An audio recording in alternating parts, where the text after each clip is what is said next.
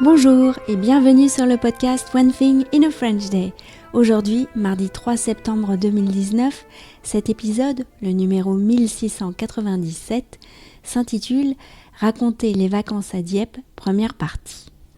Je m'appelle Laetitia, je suis française, j'habite près de Paris et je vous raconte au travers de ce podcast un petit bout de ma journée.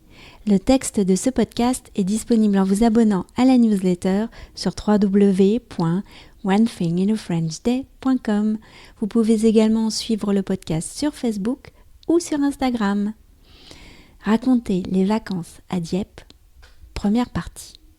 Samedi soir dernier, Michaela et moi étions à la fête d'anniversaire de notre amie Pauline. Imaginez, il faisait beau et chaud. Pauline nous recevait dans le jardin de sa maison.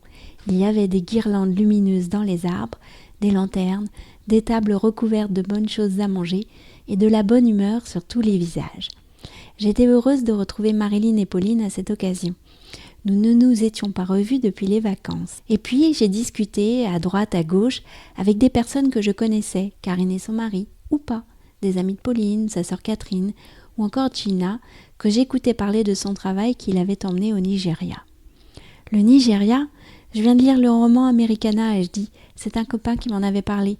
Armand, les amis. Oh, c'est drôle, a dit Gina, je viens juste de le terminer aussi. Tu as aimé ? Oui, beaucoup, moi aussi, a dit Gina. Florent, le mari de Pauline, est passé par là nous proposer du champagne. Vous avez passé de bonnes vacances, m'a-t-il demandé.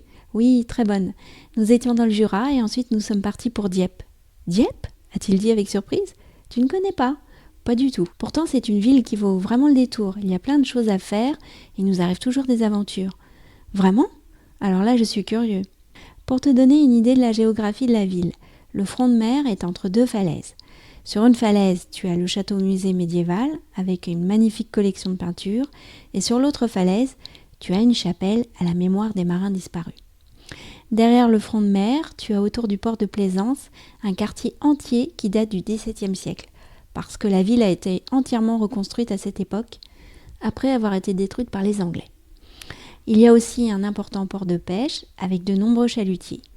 Et puis, il y a les deux ponts routiers du port. Les enfants adorent les regarder.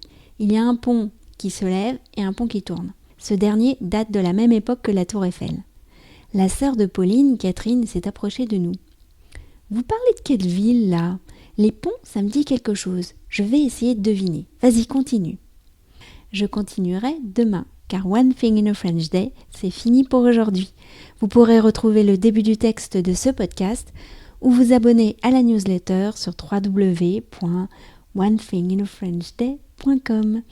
Si vous avez envie de m'envoyer un message, voici mon adresse email frenchday@gmail.com. À demain!